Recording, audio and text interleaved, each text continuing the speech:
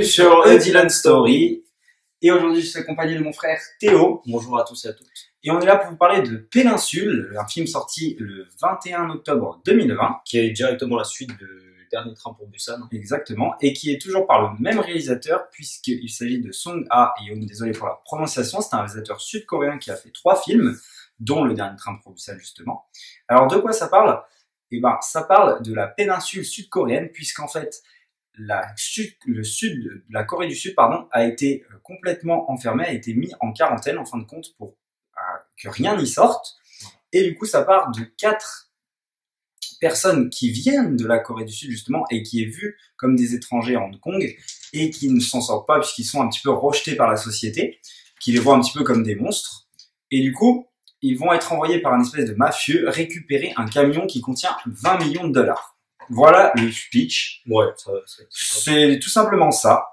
Et du coup, on est très en dessous du Dernier Train pour Busan, je trouve. Voilà, après on va expliquer pourquoi. Mais on retrouve quand même cette patte déjà les zombies, hein, toujours pareil, rapide, etc. Et aussi l'histoire qui a un peu avec les véhicules. Voilà, dans celui-là aussi on peut retrouver les véhicules. Je dis pas que c'est bien, mais on retrouve un peu cette sensation de vitesse du train, mais pas dans le bon sens, malheureusement. Ouais, malheureusement, un peu trop vite. Et du coup, on va commencer par le scénario, puisque c'est écrit par Sang Yoon, le réalisateur, tout simplement. Excusez-moi, parce que la prononciation est compliquée. Je trouve que c'est une grosse erreur de sa part, puisque je ne trouve pas que c'est souvent bon que le réalisateur écrive le scénario, et là c'est confirmé. C'était pas lui qui avait écrit le Dernier Train pour Busan, et là ça se voit complètement, parce que moi le scénario, mais c'est complètement plat, tout est prévisible. On voit tout venir à l'avance, il y a aucun suspense, les enjeux, mais on s'en fout complet. Enfin moi j'ai ressenti aucune émotion, que ce soit au niveau des enjeux, des personnages, contrairement au 1. Voilà, est-ce que tu as quelque chose à rajouter toi pour le scénario? Déjà, je te rejoins, hein, c'est très facile. Enfin, il y a des facilités scénaristiques dans ce scénario. Hein. Voilà, des personnages aussi qui se téléportent, entre guillemets. Voilà, c'est trop rapide. Et puis, j'ai trouvé pas assez rythmé, quand même. Le scénario aussi, ça manquait de rythme. Parce qu'on est sur un truc très basique, très prévisible, comme tu l'as dit. Ouais, et c'est dommage, du coup. Tandis que le premier, il m'avait assez surpris. Quand même, surtout à la fin, je m'attendais à ce que il se passe quelque chose, et en fait non, ça se termine plutôt bien, et c'est ça qui était bien. Là, on peut pas dire que ça se termine bien. Ça, c'est pas, y a rien de surprenant, voilà. Et alors on essaye de nous chercher une émotion dès le début du film. Et le début du film, personnellement, ça a bien marché, 10 premières minutes du film, pour le scénario, je parle. Et à la fin, il y a cette espèce de message autour de la lâcheté, entre guillemets, qui est passé, mais malheureusement c'est pas réussi, suite déjà aux événements passés entre le début et la fin. Et puis voilà, on n'a pas passé, je trouve que les personnages sont pas aussi attachants que le premier, comme tu l'as dit. Voilà. Les personnages, on s'en fout en fait. Même si le personnage principal, on va dire, est développé au début du film, les 10 premières minutes, je veux bien qu'ils sont bien, puisque les 10 premières minutes du film sont directement liées au Train pour Busan. C'est-à-dire qu'on n'est pas 4 ans après, on est vraiment dans le vif du sujet. Enfin, il y a un peu des deux, puisque il y a 10 premières minutes aussi qui se passent à Hong Kong, qui sont plutôt pas mal. Non. De toute façon, les premières minutes du film, hein, comme je l'ai dit, moi personnellement, ils étaient bien rythmés, etc. C'est à partir d'un certain moment où là, j'ai commencé à voir que ça allait être vraiment. Maintenant, j'aimerais parler de la réalisation. Parce que je pense qu'il y en a beaucoup qui vont être surpris, parce que je ne pense pas qu'il y ait beaucoup de monde qui ont vu le film qu'il a fait entre le Dernier Train pour Busan et Péninsule, qui est disponible sur Netflix, qui est Psychonesis. Je crois que c'est ça le titre, je sais plus exactement c'est quoi le titre. L'affiche, je crois. Qui va être qui va mettre en scène un super héros du coup. Et là encore une fois, c'est lui qui fait le scénario, et on sent que il a une certaine liberté au vu du succès qu'il a eu grâce au Dernier Train pour Busan, et je pense que c'est vraiment pas une bonne chose. Ça se voit qu'il part déjà en sucette, il part un peu dans tous les sens, et là j'ai trouvé au niveau de la réalisation, mais c'était catastrophique, notamment pour les courses de voitures, les courses-poursuites de voitures, c'est n'importe quoi. On dirait que c'est des voitures du futur, euh, alors que c'est des vieilles bagnoles toutes pourries, trouillées, qu'on pas roulé depuis je sais pas combien de temps, et on dirait qu'ils partent mais comme une fusée. Donc là où ça marchait justement, il avait bien fait ressentir cette sensation de vitesse, avec les trains. Avec les trains. Donc Là, on le ressentait, il y avait pas de souci, ça marchait absolument. Mais là, les voitures, ça ne marche absolument pas. En plus, ça se voit que c'est fait à l'ordi, franchement, c'est vraiment dégueulasse. On dirait une cinématique de jeu vidéo. Par moment, ouais. Vraiment. Ouais. Et on sent que le réalisateur, il a des idées, je trouve en tout cas. Par exemple, il va pêcher sur Fast and Furious, il va pomper sur The Walking Dead, notamment par son espèce de méchant qui va direct imposer la terreur, qui met en place un espèce de jeu avec les gens qui capturent bizarre. Enfin, il y a tout un truc là-dessus, donc c'est un petit envoi à The Walking Dead. Et surtout au niveau de l'arène aussi, on retrouve ça dans la saison 3. Voilà, c'est ça. Le gouverneur et Negan notamment. Il prend aussi sur Mad Max au niveau des voitures, mais alors là c'est complètement en dessous. Mais les voitures, ouais, c'est une catastrophe. C'est ça qui fait sortir du film aussi un petit peu. Carrément même. Hein. Donc, avec les personnages qui pour moi sont mal écrits, ça on va y parler après. Après il y a des acteurs qui sont pas trop mauvais encore. Mais il y en a par contre, qui sont plus mauvais. Mais pour revenir réalisateur, tu peux dire quoi toi? Au niveau de la réalisation, c'est catastrophique pour tout ce qui est action. Voiture aussi au niveau de l'action, parce qu'on en a pas beaucoup parlé. Mais c'est pareil. Alors il y a des caméras qui bougent dans tous les sens. Voilà, quand dans le dernier Train pour Busan, on sentait le danger à tout instant pour nos personnages. Alors que là, c'est un personnage, on dirait, qui a tout vécu et qui est super fort, et du coup, qui a une mitraillette, il peut tirer une balle en pleine tête à toutes les secondes. En plus, la caméra, c'est ignoble. La caméra, excuse-moi, mais bouge mais dans tous les sens, toutes les 2 secondes, ça coupe. On n'a pas cette sensation de peur de le voir mourir, en fait. Ouais, il manque ce truc qu'on avait dans le terrain. Alors au début, le début est pas mal quand même, parce que on voit la sœur du militaire décédé. En fait, et c'est là que tu te dis ça peut être sympa et tout. Et moi je croyais d'ailleurs à la fin, la femme, elle allait se faire tuer par le méchant, le deuxième méchant entre guillemets. Et finalement non. Et je trouve ça assez dommage, parce que c'est vrai que sur le point de vue du scénario, ça aurait pu être intéressant de l'avoir tué. Et là, j'aurais été quand même choqué, puisque ça aurait changé, ça aurait... Voilà. Même si il y aura eu toujours les défauts. Est-ce que ça aura apporté quelque chose plus au scénario? C'est un peu, c'est balourd de toute façon. Hein, c'est un peu balourd. Les véhicules, comme le disait mon frère, la physique, elle est pas du tout respectée. On peut le voir. Ils rentrent dans des murs, ils font des wheelings, je sais pas comment. Tu vois, il y a un mur à 10 mètres de lui. Le gars, il va faire tout un truc, toute une manœuvre, et à croire il a le temps de la faire. Sachant qu'en même temps, il nous montre que la voiture va super vite. Donc, ça peut pas marcher, en fait. En fait, là, le côté réaliste du dernier Train pour Busan, on l'a plus. Et je pense que c'est vraiment à cause du fait que c'est lui qui écrit le scénario, puisque Psycha, le film que je vous dis de super-héros, c'est un film de super-héros, évidemment, donc. Mais là, il part complètement dans l'absurde. Et en fait, je suis pas surpris que Péninsule, ce soit de lui, en fin de compte, puisque c'est ce qu'on retrouve dans son deuxième film. Malheureusement. Il y a juste une scène de mise en scène où j'ai trouvé ça pas mal. Moi aussi, où il y a une espèce de panneau, d'ailleurs, encore une petite référence à Walking Dead, avec le Open Inside, n'ouvrez pas. Et sauf que là, c'est écrit autre chose. C'est écrit, en gros, faites attention. Abandonné, je crois. Non, ça c'est au sol. Ça c'est un autre truc. Là, il y a un marquage contre, en fait attention, machin. Et en fait, il y a de la poussière, etc. C'est sali, donc on voit pas trop. Et en fait, il y a la lune, il y a un nuage qui disparaît, il y a la lune, du coup, qui éclaire, et là, on voit plein de zombies. Ça, c'est une très très bonne idée de mise en scène. C'est une passerelle, en fait, où il y a du vert dessus, et il y a de la poussière. C'est ça. Et du coup, c'est qu'en éclairant qu'on voit ce qu'il y a dedans. Et ça, c'est un très très beau passage. Ouais. Et c'est dans les premières minutes du film, et à ce moment-là, je me suis dit, si c'est comme ça tout le long et tout, ça peut être bien et tout. Et il y a des petits passages comme ça aussi, la fille qui utilise la voiture aussi pour... la voiture télécommandée. Voilà, pour éloigner les zombies. Moi, je trouve ça intéressant. Après, comment c'est fait, etc. Bon, j'ai trouvé ça correct. Ça va, c'était sympathique. Il y a des bonnes idées en soi, mais après, comme tu l'as dit, il reprend beaucoup de choses de The Walking Dead, de Mad Max, de Fast and Furious, etc. Et tout ça, ça fait une très très mauvaise alchimie qui s'accorde pas ensemble, en fait. En fait, c'est que ça pourrait s'accorder ensemble, peut-être, si on avait un réalisateur qui sait faire, quoi. Mais lui, non, enfin là, ça marche pas. En tout cas, il aurait dû laisser de côté Mad Max et Fast and Furious déjà. On va passer aux interprétations et aux personnages. Pour moi, les personnages sont à la hauteur du scénario, hein, c'est-à-dire que c'est plat.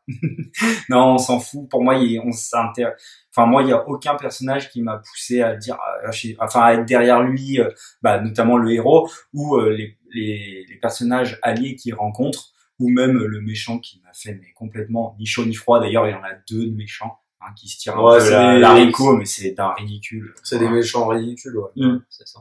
Sans trop rentrer dans les spoilers, quoi. Et c'est vrai que, non, les personnages, on s'accroche pas à eux, on n'a pas le temps de s'accrocher à eux, puisque directement, dans le vif du sujet, ça aurait peut-être mérité d'être un peu plus développé que ça.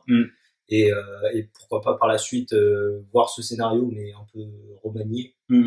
Voilà. Parce que c'est quand même intéressant qu'ils doivent aller chercher l'argent, pour pouvoir mieux vivre à Hong Kong, etc. Oui, c'est pas mal. C'est pas mal, mais après il y a de la façon de le faire qui n'est pas réussie. Et du coup, pour revenir sur les personnages, je les ai pas trouvés extraordinaires, à part peut-être la fille et l'enfant qui sont un peu amusants par-ci par-là. Les deux gosses, tu veux dire? Voilà, c'est ça. Qui sont assez amusants, voilà. En sortant de la salle, c'est ce que je disais à mon frère. Du coup, je disais, pourquoi pas un petit manga sur eux? Non, mais vraiment, ça pourrait marcher. Ou un animé, tiens. Ça pourrait être marrant, mais voilà, quoi. Moi, j'ai bien aimé ce côté, on cherche des gadgets pour réussir à contourner les zombies. C'est ça. Ça, c'est sympathique. Pour aller rechercher des vivres dans la ville. Voilà. Il y a quelques idées quand même pas mal. C'est sympathique, mais c'est pas assez développé. Et on voit d'autres choses qui sont absolument scandaleux pour un film de ce genre, en sachant que c'est quand même la suite du dernier Train pour Busan. Mais c'est ça, d'un film excellent quand même, hein. Et c'est vrai que là, je suis très très déçu par cette suite qui est péninsule. Du coup, avant de rentrer dans la partie spoiler, parce que j'aurais quelques trucs à dire en spoilant, pour moi, oui, c'est très très décevant c'est l'une de mes plus grosses déceptions de l'année, du coup, la suite du dernier Train pour Busan. Puisqu'on, comme tu viens de le dire, on tombe quand même de très très haut quand on passe de Dernier Train pour Busan à ce film. En fin de compte, c'est un film de zombies, mais lambda, mais vraiment lambda plus, que je n'aurais pas moi pour ma part dans ma collection. Et je lui mets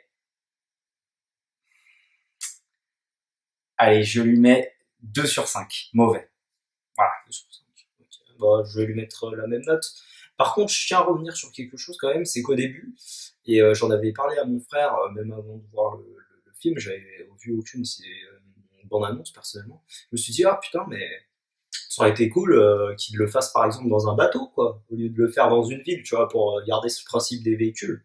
Donc au final, le principe du véhicule de la ville, c'est plus la voiture, ce qui n'a pas été une réussite. Pourtant, c'est pas, je trouve pas ça si complexe que ça finalement, hein.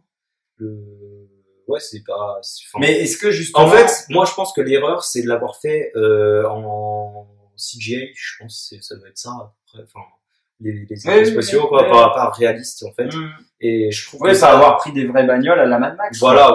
Et qui t'a cassé le budget, quoi. Mais en plus, il y a un moment où vraiment, quand tu parles de Mad Max, il y a vraiment le moment où on voit une roue avec des pics qui essaient de planter.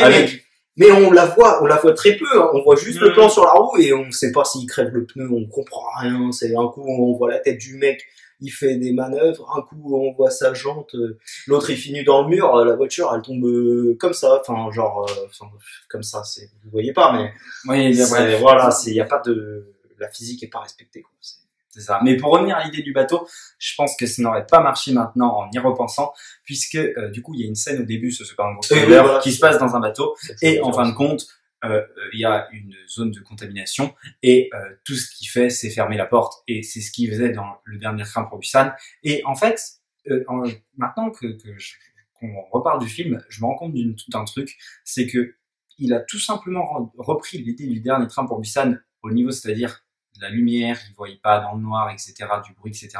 Sauf, il le reprend, mais en format géant dans une ville, et il n'en fait pas grand-chose. Donc, je pense que il faut arrêter là. Voilà. Je pense que le dernier Train pour Busan... Je pense que déjà, de base, il y avait peut-être pas forcément besoin de suite. Voilà, en tout cas, c'est pas cette suite-là qu'on attendait. Exactement. Donc, voilà. Surtout que le dernier Train pour Busan, il avait quand même cette particularité du train.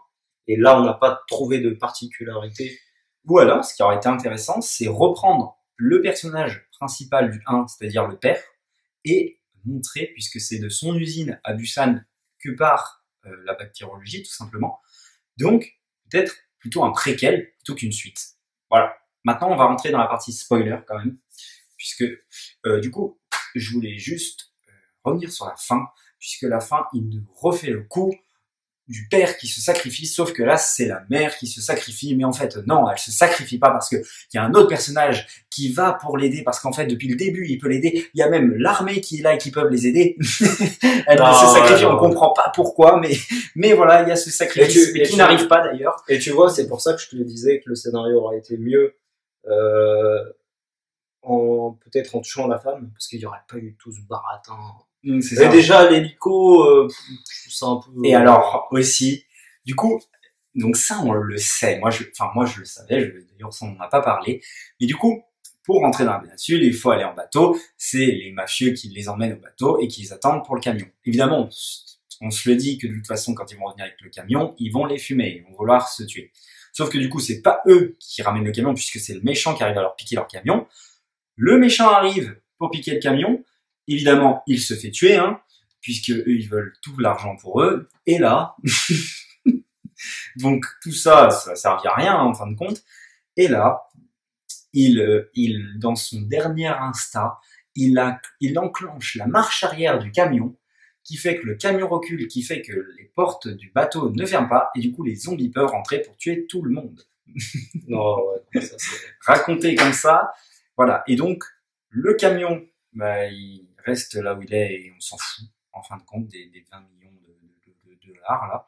Et en fait, toute l'histoire là-dessus, bah, ça sert à rien. Ouais, voilà. C'est juste un remplissage. C'est juste du remplissage. C'est juste, en fait, c'est ça qui m'énerve avec les films comme ça, les suites comme ça, où on retourne à un endroit pour retourner à un endroit. Je pense à un truc, justement, peut-être c'est le truc, en fait, je pense à Jurassic World 2, où on retourne sur l'île juste pour retourner pour dire, ah, regardez, on retourne sur l'île. Même si, bon, après, moi, j'ai trouvé les scènes bien faites, etc. J'aime bien ce film. Mais bref, les idées comme ça, c'est toujours con. Ça marche jamais. C'est un prétexte souvent de merde. Et voilà, quoi. C'est pas, si on le fait, bah, c'est comme Jurassic World. C'est-à-dire, ok, on retourne à cet endroit-là 10 minutes pour, voilà. Et après, le reste du film, voilà, il se passe ailleurs. Bon, ils auraient peut-être mieux fait de faire en sorte que le virus s'est propagé en dehors du pays. Du pays. Ouais, moi, tout simplement parce que, bah, par exemple, si vous connaissez le jeu Dying Light 2, c'est ce qui, dans le scénario, si j'ai bien compris, c'est ce qu'ils comptent faire. Donc, le virus s'est propagé, etc. Et peut-être encore avoir cette zone de sauvegarde, on va dire, tranquille, par exemple, Hong Kong. Mais au moins, ils seraient allés chercher des vivres, etc. Enfin, on aurait eu quand même une logique de scénario. Quoi. Que là, bah, c'est juste. Ouais, moi, j'aurais trouvé ça aussi chambé que ce soit connecté à World War Z, parce que ça aurait pu être une variété de zombies qui se rapprochent, hein, puisqu'ils se mettent à courir, etc. Mais quand même, encore une fois, j'aime bien les 10 premières minutes et justement le fait que en fait le virus s'est maintenu, on a réussi à le maintenir que en Corée du Sud et on a tout mis la Corée du Sud en quarantaine. J'ai trouvé ça plutôt pas mal. Bah, de toute façon, moi je trouve que quand t'as un film comme ça de virus, etc., c'est toujours intéressant dans les premières minutes du film. J'ai remarqué quand il parle de ça, c'est toujours intéressant. Ouais, ça vient de là. Comment c'est actuellement la situation actuelle, surtout dans les suites en fait, etc. Tu veux savoir, t'as envie de savoir. Ouais, c'est ça. Qu'est-ce que c'est, etc. Tu vois. Après, bon, voilà, le virus, il vient tout simplement d'un laboratoire. Je crois. Ouais, c'est ça, c'est le laboratoire de Busan. Du coup, t'as autre chose à rajouter pour la partie spoiler? Parce que c'était juste ça. J'avais pas grand chose à dire, puisque de toute façon, il n'y a pas grand chose à dire. Non, bah, hormis, ouais, si, la partie spoiler aussi, le gros monstre qu'on voit dans l'arène, là, j'ai pas trop compris, moi, le délire. Ah oui, c'est c'est pas un monstre, en fait, c'est plein de zombies collés. C'est plein de zombies collés, mais on sait pas trop, qu'est-ce que c'est. Bon, ah oui, bah, tiens, d'ailleurs, en parlant d'interprétation aussi, je voulais juste revenir sur le méchant Negan. Je l'aime bien parce qu'il ressemble à ça. Et on dirait une caricature, hein, très clairement. Ouais, en fait, on dirait une espèce de, c'est ça, en fait, on dirait une caricature ratée complètement. Mais genre, je sais pas si on penche sur le drôle ou pas drôle, enfin. Ah, mais non, mais par contre, je vous garantis qu'on a rigolé, mais, on a bien rigolé. Quand même 20% du film, hein. Facile. Moi, je me suis pas fait chier, hein, mine de rien. Oui, on s'est bien amusé. Je ne reverrai pas ce film, je ne l'aurai pas dans ma collection, mais je me suis pas fait chier. Voilà. C'est comme Bienvenue à Zombieland 2, en fin de compte. C'est tu vois, mon même ressenti. Personnellement, je trouve qu'il est moins pire que Zombieland 2. Ah bah largement, par contre. Ah bah Retour vers Zombieland 2, il est beaucoup mieux réalisé déjà. Il est beaucoup mieux quand même. Oui. Voilà. Oui. Bon bah c'est tout ce que j'allais dire sur le film. Ouais, toi aussi. Pareil. Je pense ok. que c'est à peu près tout. Après, on a le petit bonus. C'est ça. Comme d'habitude, je vous fais mon petit bonus où je vous présente 2 films, mais là vous aurez le droit à 4 films puisque mon frère aussi en aura choisi 2. Du coup, je vais commencer. Enfin, film et série. Hein. Oui, bah il a pris une série. On se le permet. Je vais commencer par 28 jours plus tard, qui est réalisé par Danny Boyle, hein, évidemment. Et qui est avec Cillian Murphy, que tout le monde connaît, qui est un magnifique film puisque il se passe 28 jours après l'épidémie d'une attaque zombie et ça va servir de speech d'ailleurs à Walking Dead que tu vas parler juste après puisque Cillian Murphy se réveille sur son lit d'hôpital et il n'y a personne et les morts autour de lui se réveillent et j'en dis pas plus, c'est complètement glauque, c'est magnifique, en plus c'est shooté d'une façon, c'est très très beau. Voilà. Donc, 28 jours plus tard, disponible de partout, hein, vous pouvez le trouver très très très facilement, en Blu-ray, en DVD, voilà. Allez-y, foncez. Et du coup, moi je vais vous parler de The Walking Dead, donc là, je vous présente une édition particulière, c'est la saison 5, édition ultime, hein, voilà, donc c'est un collector particulier. Ça qu'on ne peut pas trouver partout, par contre. Voilà, on ne peut pas trouver partout. Les éditions ultimes, généralement, à partir de la 4, vous allez pouvoir peut-être les trouver sur la Fnac notamment, à un certain prix. Et après la saison 2, 3, il faut plus chercher sur les sites américains, Amazon directement US. Et du coup, pour revenir sur The Walking Dead, donc c'était une série de zombies et en même temps de survie entre humains, particulièrement à partir de la saison 3 déjà, et ensuite on a la saison 5, 7 avec Negan aussi. Donc c'est très très intéressant. Je vous conseille de regarder, bon, même si je pense que la plupart des gens ont déjà vu ça. Mais si maintenant, n'attendez-vous pas à voir, vous allez retomber dans des redondances avec cette série. C'est ça. Donc, ça tourne un petit peu en rond parce qu'il y a quand même 16 épisodes à chaque fois par série, sauf pour les 2 premières. Non, même la deuxième. La deuxième, 14. La deuxième, 13. Voilà, c'est ça. Et si j'avais une petite précision à préciser, franchement, si vous n'avez jamais vu Walking Dead, franchement, la saison 1 et 2 vaut vraiment le coup. Après, même, personnellement, la suite, la saison 5, pour moi, c'est vrai. Elle est excellente. Il y a des bons épisodes après dans les saisons suivantes. Hormis, à partir de la 8, on va dire. Vraiment, la 8, c'est vraiment pas super. Maintenant, il faut continuer et voir ce que ça donne au bout. Exactement. J'espère que ça sera très très bien. Donc, foncez pour The Walking Dead, pas forcément l'édition ultime, hein, parce que voilà. Oui, puisque du coup, on peut très facilement trouver des coffrets, même justement déjà de la saison 1 à 9, etc. Voilà. De partout, hein, que ce soit en DVD, en Blu-ray, voilà. Même les premiers, c'est très très facilement trouvable sur ce genre de coffret. Hein, voilà. Bon, c'est l'édition. Le coffret de la saison 1 qui est trouvable hein, quand même. Voilà. Mon deuxième film, du coup, si t'as fini, c'est bon? Bah oui, j'ai à peu près fini. Juste pour revenir sur 28 jours plus tard, donc voilà, on peut aussi retrouver cette scène. C'est ça, Robert Kirkman étant fan de 28 jours plus tard, a pompé le début dessus. Hein. Il dit clairement, hein, c'est pas caché, donc voilà. C'est une petite dédicace, entre guillemets, mais bon. Après, il a trouvé plein de choses. Bah oui, il peut... De toute façon, c'est un comics, donc il a pu le développer voilà, c'est vraiment, je trouve que c'est vraiment à partir de The Walking Dead qu'il y a eu plus que les zombies et la survie entre humains. C'est ça. Voir comment les gens réagiraient face au virus, etc. C'est ça. Voilà. Réagiraient entre eux si, mais il n'y aurait plus d'autorité. Voilà, tout simplement. Plus de loi, plus de règles. La loi est plus fort. Mon deuxième film, sera tout simplement un classique, hein, à notre cher regretté Georges Romero, qui est La Nuit des Morts Vivants, qui est tout simplement le premier film de zombies. Hein. C'est lui qui a inventé le genre. Alors que dire de ce film, que tout simplement il a inventé à peu près toutes les bases du film de zombies.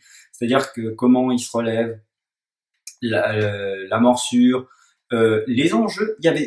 C'est marrant parce qu'il y a déjà des tensions entre les personnages qui ne s'entendent pas pour X ou X raison. Non, faut partir de là. Non, faut rester barricadé dans la maison, etc. C'est en noir et blanc, c'est super bien fait. Faut le regarder. Voilà. Tout simplement le premier film de zombies, hein, un film une expérience unique en haute définition. Vous pouvez le trouver de partout. En DVD, je sais pas, je suis pas trop renseigné. Par contre, en Blu-ray, je sais que vous pouvez le retrouver sur Amazon, la Fnac, etc. C'est toujours bien en Blu-ray. Ah, c'est ça. C'est, de toute façon, en plus, en sachant que c'est un vieux film, et de toute façon, je crois qu'il est en 1080p. Hein. Ouais, donc il est en Full HD en plus, donc foncé. Hein. C'est pas un master de merde, c'est pas juste un portage de DVD comme sur le Blu-ray. La qualité du son aussi doit être améliorée. Non, oui, bah voilà, c'est ça. La qualité du son et l'image, donc foncé pour ce petit bijou. Et le dernier film dont je veux vous parler, bon là on est plus sur une série de films, voilà, avec 6 films je crois en tout. Donc là, c'est Resident Evil Apocalypse, donc c'est le 2. Pour ceux qui jouent aux jeux vidéo, bon, vous êtes certainement déçus par cette série de films. Maintenant, je trouve qu'elle est quand même intéressante parce que justement, elle reprend quand même des bases du jeu, des jeux Resident Evil, mais s'en éloigne en étant plus action que horreur. Mais c'est tout de même intéressant puisqu'on voit l'évolution du virus, comment les personnes survivent, etc. Donc c'est quand même un classique, je trouve, des films de zombies. Et puis voilà, on retrouve pas mal d'action, donc si vous aimez que ça soit punchy un peu, ça peut être sympathique. Maintenant, voilà, à partir de la saison 6, comment ça se boucle, c'est un peu dommage. On s'attendait à mieux que ça. Voilà. Il est resté dans Walking Dead. Le film numéro 6, je sais plus comment il aurait distribution. Non, ça c'est le 4. Oh, je sais plus comment il s'appelle. Mais non, mais c'est quand même intéressant. Voilà. De toute façon, moi je trouve que c'est une série quand même qui part en cacahuète, mais c'est que du fun. On s'amuse. Voilà, on s'amuse. C'est complètement assumé, justement. C'est pas. Voilà, c'est ça que j'aime bien, c'est que il y a pas de. C'est directement, on sait que voilà, voilà, on sait à quoi s'attendre. Et à chaque fois, on a un boss à la fin qui vient. C'est ça, hein, un petit peu un boss de jeu vidéo pris à droite, à gauche. Voilà, c'est ça. C'est sympathique. Ouais. Donc voilà. À partir du 5, ça devient moins bien, je trouve. Voilà. Du coup, voilà pour la critique du dernier train pour Busan. Ah non, Peninsula. Ah, oui. Voilà. Et du coup, moi, je vous dis à la prochaine pour une prochaine histoire. Je vais faire un petit